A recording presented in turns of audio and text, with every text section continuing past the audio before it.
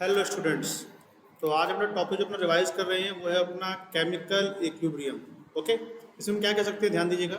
When the rate of forward reaction is equal to the rate of backward reaction it is called equilibrium state. Okay, now type of equilibrium. So we have two type of equilibrium. First is called physical and second is chemical. So we can say when the chemical equilibrium established between the physical state of the reactant and product, it is called physical equilibrium.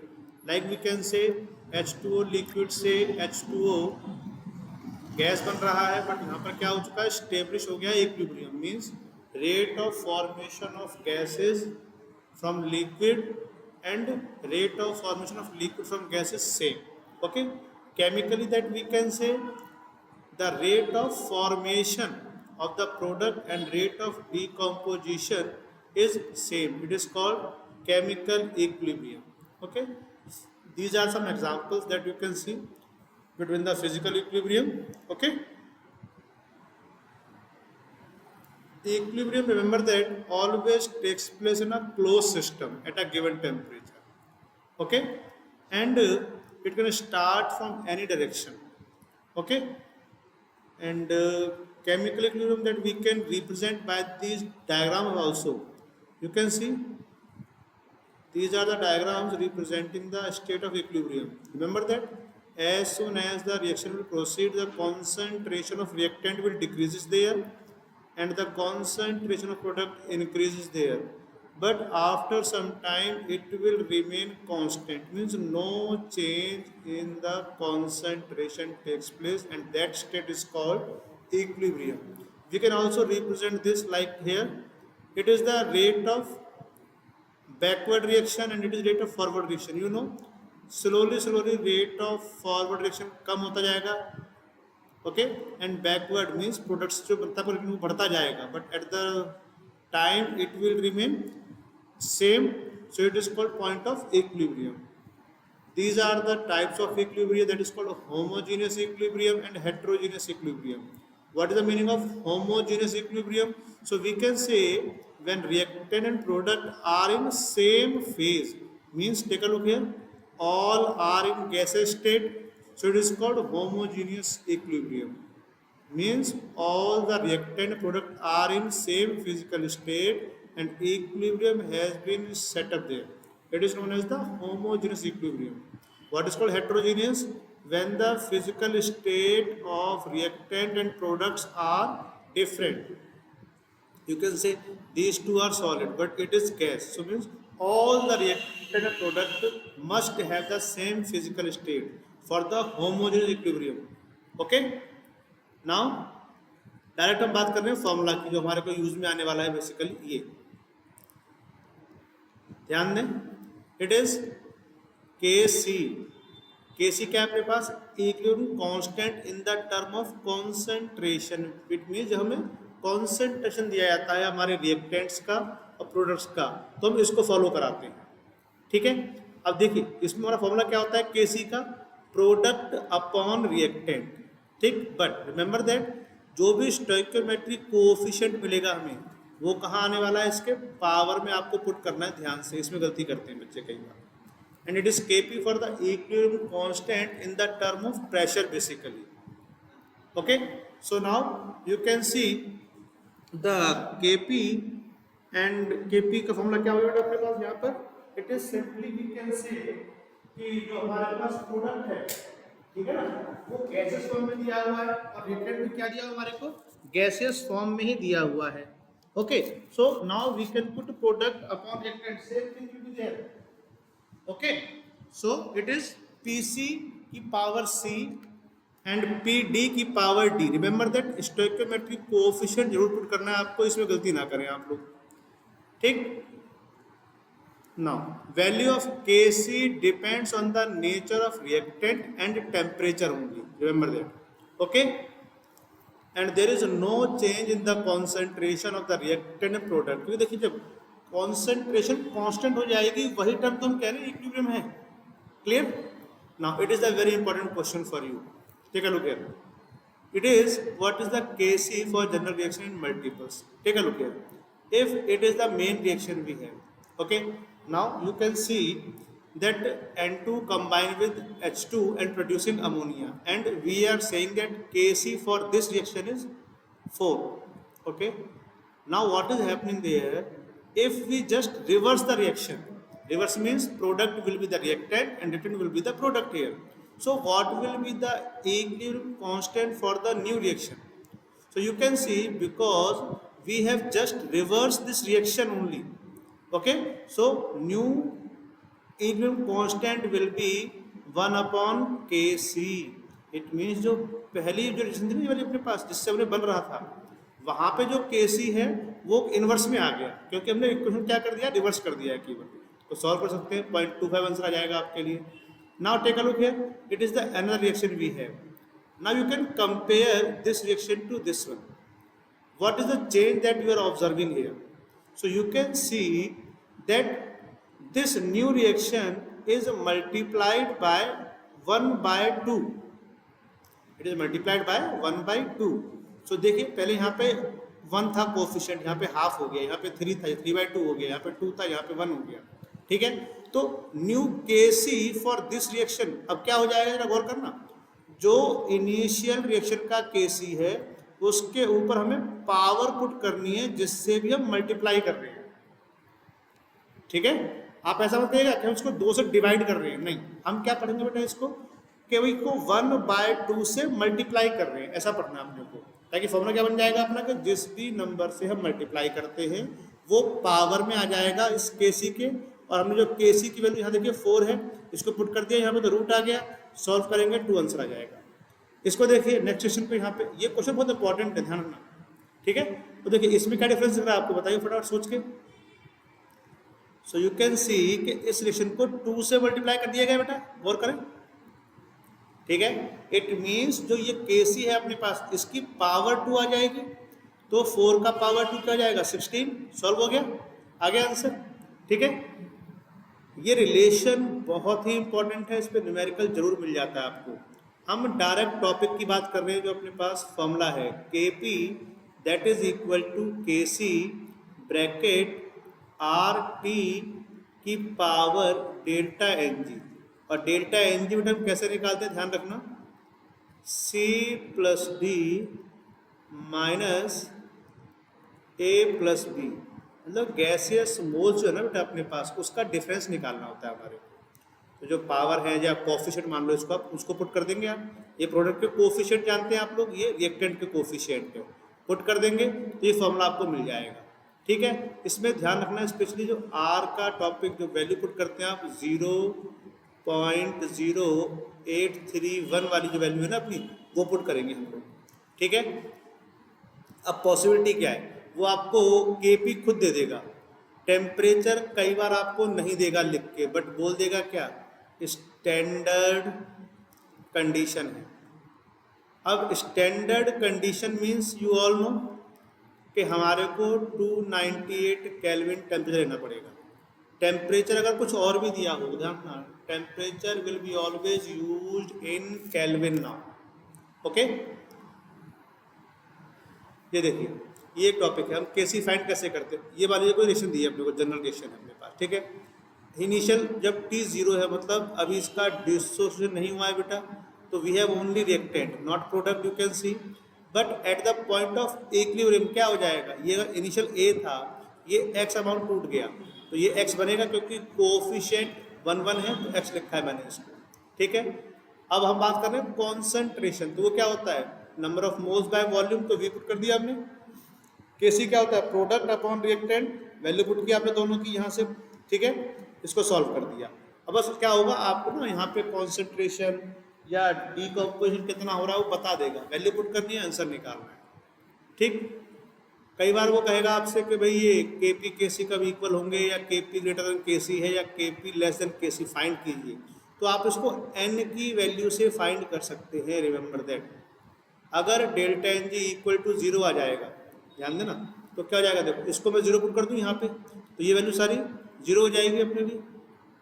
ठीक है, तो ये equal हो जाएगा, तो किसी की power 0 होगी तो आंसर क्या होगा, 1 हो जाएगा ना बेटा, आप जानते हैं जब पावर इसकी 0 से 1 हो जाएगी तो ये इक्वल हो जाएगा। अगर आपका ये वैल्यू कैसे हो जाए, डेल्टा एन जी की वैल्यू, अगर ये आपकी वैल्यू पॉजिटिव हो जाती है, ठीक है, तो कुछ नंबर आएगा तो के P will be greater than के सी हो जाएगा। और अगर एन जी की वैल्यू माइनस में आती है देन वी हैव के सी ग्रेटर देन के पी। ठीक है, ध्यान दो। एक टॉपिक और है अपने पास, हमें के पी निकालना है जब गैसियस फॉर्म में आपको दिया जाता है रिएक्शन। ये टॉपिक भी इंपॉर्टेंट है काफ़ी। देखिए, नंबर ऑफ मोल्स इनिशियली हमारे पास इसके ए और इसके बी प्रेजेंट है और ये जीरो रहेगा क्योंकि टी जीरो है, मतलब इसमें अभी शुरू भी नहीं हुई है, आप कह सकते हैं। ठीक है, now at the point of equilibrium क्या होगा, इसके आगे कोफिशिएंट 1 है, हमने मान लिया ये x डिसोसिएट हो गया यहाँ से। देखिए यहाँ पे तो कितना है, 3 लिखा है ना, क्योंकि तो अगर ये x जाएगा तो ये कितना जाएगा, इट विल बी 3x, क्योंकि इसका 1 मोल इसके 3 मोल से करता है रिएक्ट। तो अगर ये x मोल गया है तो हमने क्या कह दिया, ये 3x जाएगा और कितना फॉर्मेशन हुआ अमोनिया का, 2x। ठीक है, टोटल मोल्स हम निकालते हैं at the point of equilibrium, तो it is a minus x plus b minus 3x plus 2x। इसको हमने सॉल्व किया है, ये वैल्यू आपकी आ जाती है टोटल मोल्स की at the point of equilibrium. Now we have to find the partial pressure. आप लोगों ने पढ़ा होगा पार्शियल प्रेशर क्या होता है बेटा, कि भाई स्पेसिफिक उस गैस के कितने मोल्स प्रेजेंट हैं, यानी मोल फ्रैक्शन कह सकते हैं। ध्यान दो, टोटल मोल्स अपने पास आ गए हैं, नंबर ऑफ मोल्स हमारे पास है, यहाँ पे वैल्यू पुट कर दी। Number of moles of N2 कितना है, देखिए A minus x. Total moles कितने हैं ये हमने निकाल लिए हैं, जब देख सकते हैं आप। और जितना टोटल प्रेशर गिवन होगा वो PTM पुट करने वाले हैं यहाँ पे। ठीक है, इसी तरह से हमने तीनों के लिए पार्शियल प्रेशर निकाल लिया है। अब KP का फॉर्मूला क्या होता है, प्रोडक्ट अपॉन रिएक्टेंट। आपने वैल्यू पुट की यहाँ से, पहले प्रोडक्ट क्या आपका 2x आ गया, और ये डिवाइड में वैल्यू आ जाएगी, कहाँ गई अमोनिया की, ये रही। तो यानी कि आप इस वाली वैल्यू को पूरा पुट कर देंगे, ये देखिए वैल्यू, पर इसका देखिए हमने स्क्वायर लगा रखा है, क्यों, क्योंकि इसके पास स्टोइकियोमेट्रिक कोएफिशिएंट 2 है ना बेटा। ठीक है, नीचे क्या जाएंगे आपके रिएक्टेंट, ये देखिए यहाँ पे 3 है इसका कोएफिशिएंट, यहाँ देखिए पावर 3 आ गई है, इसको सॉल्व कर लेंगे और आपको आंसर मिल जाएगा। ठीक है, ये क्वेश्चन भी आते हैं छोटे छोटे आपके लिए, पूछेगा भाई हमें बताना है कि रिएक्शन कितनी हो चुकी है, कितनी एक्सटेंट ऑफ रिएक्शन हम बात करते हैं।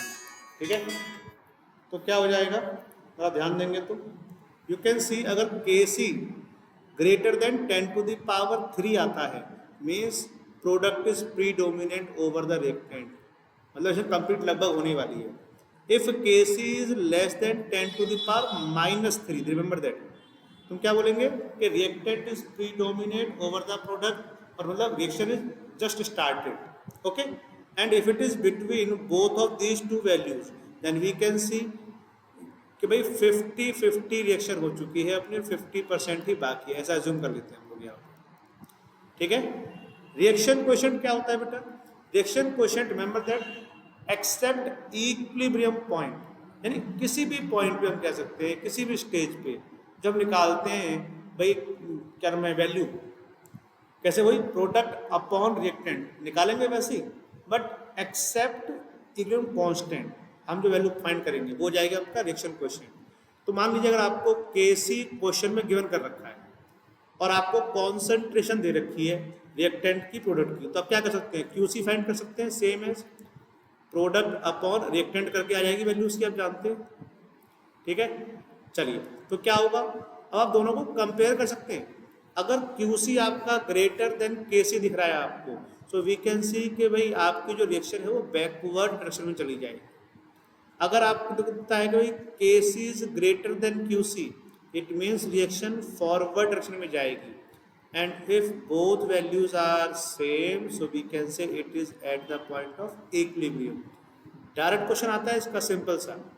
ठीक है, डायरेक्टली आपको यहाँ पे फिर कॉन्सेंट्रेशन फाइंड करनी होती है eight the point of equilibrium. देखिए Kc का फॉर्मूला तो हम सभी जानते हैं जो हमारे पास है, वो क्या होता है, कॉन्सेंट्रेशन की पावर C की पावर C, D की पावर D, A की पावर A एंड B की power B, that we all know. अब देखिए जब Kc गिवन है आपको, Kc गिवन है, ठीक है, तो ये वाली वैल्यू आप पुट करेंगे जो भी है अपने पास present.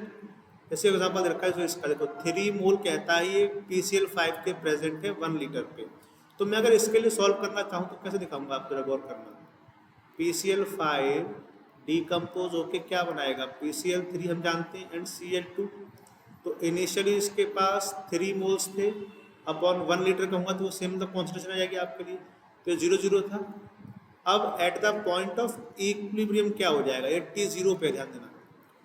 What will be at equilibrium, ये x होगा डिसोसिएट, ये x बनेगा, ये x बनेगा, ठीक है। Kc क्या हो जाएगा, PCl3 Cl2 अपॉन में PCl5। अब क्या करना है आपको, वैल्यू पुट करनी, कुछ नहीं करना है यहाँ पे, x इंटू एक्स अपॉन में 3 माइनस एक्स। Kc दिया हुआ देखो इसने आप, ठीक है 1.8। अब इसको बस आपको सॉल्व करके x की वैल्यू फाइंड करनी है। जब x मिल जाएगा तो वो तो हो जाएगी किसकी कॉन्सेंट्रेशन, PCl3 और Cl2 की। और जब मैं उस x को 3 से लेस कर दूंगा तो मुझे किसकी मिल जाएगी कॉन्सेंट्रेशन अपने लिए, PCl5, ठीक है। डेल्टा G का रिलेशन ध्यान दें, इसमें क्या होगा वो पूछेगा रिलेशन स्पॉन्टेनियस है या नहीं है, ठीक है। तो हम अगर देखें डेल्टा G, आप गौर करना, जैसे हम यहाँ से ना Kc निकाल सकते हैं, अगर आपको ये वाली वैल्यूज गिवन हो तब Kc निकाल सकते हैं ना, उस Kc की वैल्यू को आप यहाँ पे इस वाले फॉर्मूला में पुट कीजिएगा, then you can find the value of G। अब ध्यान देना, if delta G is less than 0 it means negative, so it will be spontaneous we can say, ठीक है। And if delta G is greater than 0 means positive है अगर, so it will be called non-spontaneous, remember that। and if delta G is equal to 0 मिल जाएगा आपको यहाँ पे, ठीक है। तो हम क्या बोल देंगे, it is at equilibrium, simple, ठीक है। मैथमेटिकली एक ये फॉर्मूला अपने पास है जो अपने को मेमोराइज करना पड़ेगा, ठीक है, जिस पे हम वैल्यू बताएंगे भाई G की पॉजिटिव आ रही है नेगेटिव आ रही है। एक ये फॉर्मूला और है छोटा सा अपने पास, जरा ध्यान दें इसमें। डेल्टा G तो हमारी गिब्स एनर्जी है, H हमारा होता है enthalpy change, it is called enthalpy change, delta H जो दिया हुआ है, ठीक है। और एक है एंट्रोपी, एंट्रोपी चेंज, चैप्टर 6 में टॉपिक पढ़ा होगा आपने एंट्रोपी चेंज वाला और एंथैल्पी वाला भी। ये होता है डेल्टा S, ठीक है। अब जरा ध्यान देना यहाँ पे, ये दिख रहा है आपको, ये स्पेशल लिखा है जो ये इस तरह से यहाँ बना देगी, ये शो कर रहा है standard condition. And as I told you कि स्टैंडर्ड कंडीशन में टेम्परेचर आपको हो सकता है ना दिया हो, तो आपको क्या पुट करना है, 298 केल्विन पुट करना है अपने आप से, ये ध्यान रखना, ठीक है।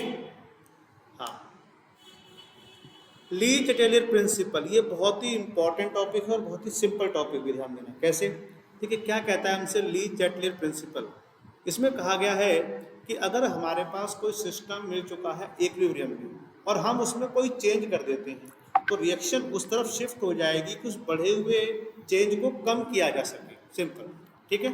डेफिनेशन आप खुद पढ़ सकते हैं इसकी, मैं टॉपिक पे आता हूँ फटाफट से, गौर करें। ये क्वेश्चन पूछा जाएगा आपसे, what are the factors that affecting the equilibrium. So we have 5 concepts here that we have to study: change in concentration, change in pressure, change in temperature, addition of inert gas and addition of catalyst। अब इसका topic कैसे move कर जाएगा, गौर करना।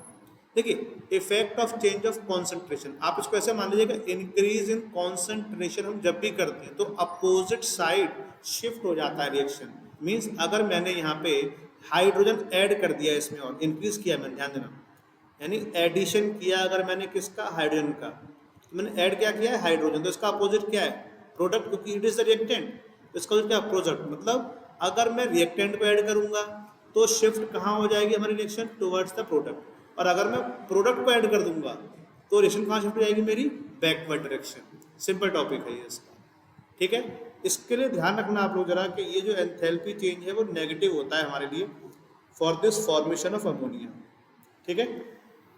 चलिए now हम बात करते हैं effect of change of pressure. देखिए यहाँ पे टॉपिक थोड़ा छोटा रह गया, डिक्रीज इन कॉन्सेंट्रेशन, तो इसका अपोजिट है। मतलब जैसे अगर मैं यहाँ से अमोनिया डिक्रीज करूँ, मतलब रिमूव कर दूँ, तो रिएक्शन फॉरवर्ड चली जाएगी। अगर मैं N2 रिमूव करूँगा तो बैकवर्ड आ जाएगी रिएक्शन। बात समझ रहे हैं? मतलब अगर हम कोई कॉन्सेंट्रेशन इंक्रीज करते हैं तब तो अपोजिट साइड जाएगी, और अगर हम डिक्रीज करते हैं तो सेम साइड रिएक्शन शिफ्ट हो जाएगी। ठीक, चलिए चेंज इन प्रेशर। देखिए प्रेशर का जो टॉपिक है ना, आप इसी समझिए रिएक्शन से अपने लिए। अगर हम प्रेशर को इंक्रीज करते हैं तो रिएक्शन किस तरफ शिफ्ट हो जाएगी, जहां पर गैसियस मोल्स लेस नंबर में है। इतना ध्यान रखो, छोटा टॉपिक। प्रेशर इंक्रीज करने पर रिएक्शन कहाँ शिफ्ट हो जाती है, जहां पर गैसियस मोल्स कैसे हों, कम हो। ठीक है, और प्रेशर जब आप कम करेंगे तो कहाँ शिफ्ट हो जाएगी, जहाँ पे गैसियस मोल्स ज़्यादा हैं। प्रेशर को डिक्रीज करते हैं तो रिएक्शन शिफ्ट कहाँ हो जाएगी, जहाँ पर गैसियस मोल्स मोर है, ज़्यादा है। सिंपल एग्जाम्पल टॉपिक, ये टॉपिक थोड़ा ध्यान देना। इसमें हम अगर कहें कोई टेम्परेचर, तो हमें देखना पड़ेगा कि डेल्टा एच का साइन कैसा है। ये भी एक इम्पॉर्टेंट रोल प्ले करता है यहाँ पे। ठीक है, अब हम ध्यान दें, मैंने कहा था आपको, ये आप याद रखें रिएक्शन को। ठीक है, ये एक स्पेशल रिएक्शन मान लेते हैं हम लोग। यहाँ पे प्रेशर इंक्रीज होता है और टेम्परेचर डिक्रीज होता है, तो रिएक्शन शिफ्ट होती है फॉरवर्ड डायरेक्शन में। ध्यान रखना इस चीज़ का। ठीक है, अब गौर करो, इसमें मोल्स यहाँ पे कम है दिख रहे हैं आपको, और ये नेगेटिव में एंथैल्पी बता रखी है मैंने आपको पहले। ठीक है, इसका ध्यान रखना। अब यहाँ देखिए, हम क्या करें, अगर डेल्टा एच नेगेटिव है और हम टेम्परेचर डिक्रीज कर रहे हैं, तो रिएक्शन शिफ्ट कहाँ होती है, फॉरवर्ड डायरेक्शन में शिफ्ट होती है। मैंने बताया भी आपको, एग्जांपल ये था अपने पास अमोनिया वाला, आप देख सकते हैं, है ना। प्रेशर बढ़ाया देखो हमने यहाँ पे, टेम्परेचर कम किया, और एंथैल्पी कैसी है, नेगेटिव है। तो ये एंथैल्पी और टेम्परेचर देखो जरा, फॉलो करो, यहाँ पे हो रहा है क्या काम भाई, एंथैल्पी चेंज नेगेटिव और टेम्परेचर डिक्रीज कहा है मैंने, तो कहाँ जा रही है, फॉरवर्ड जा रही है रिएक्शन।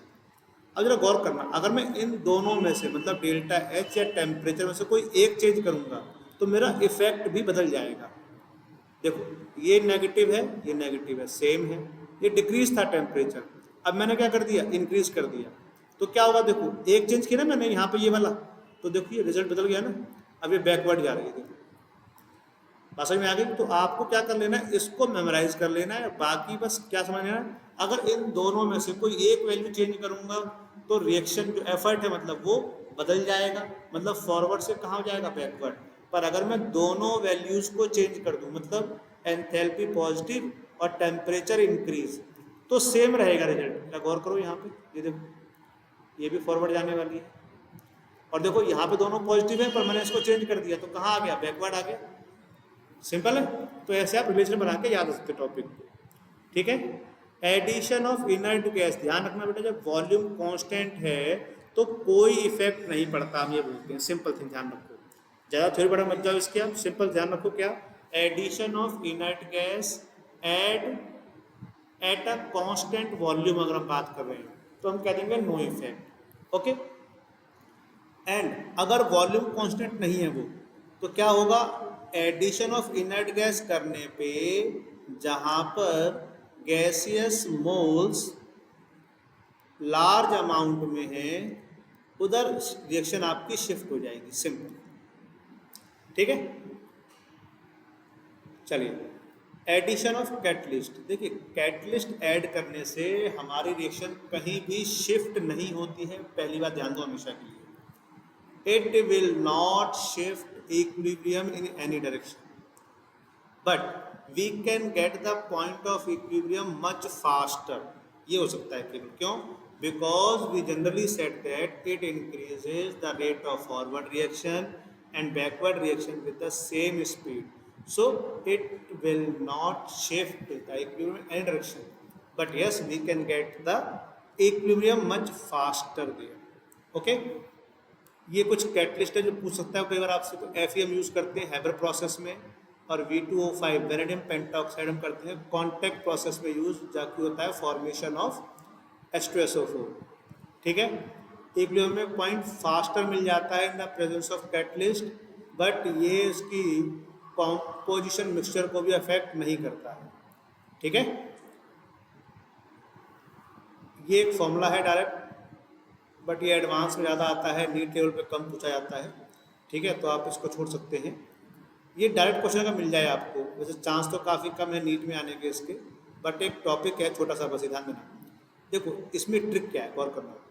दोनों में एक ही रिएक्टेंट है, पर एक रिएक्टेंट से एक ही प्रोडक्ट मिलता है, पर उसके आगे कोई कोफिशिएंट लगा होगा।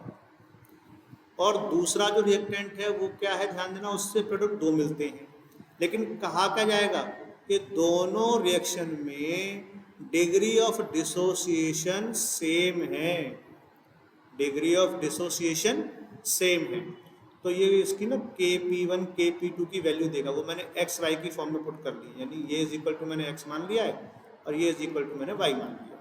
तो इसका डायरेक्ट फॉर्मूला है, ये इसका प्रेशर दिया हुआ है इसमें देखा है, टोटल प्रेशर P1 P2।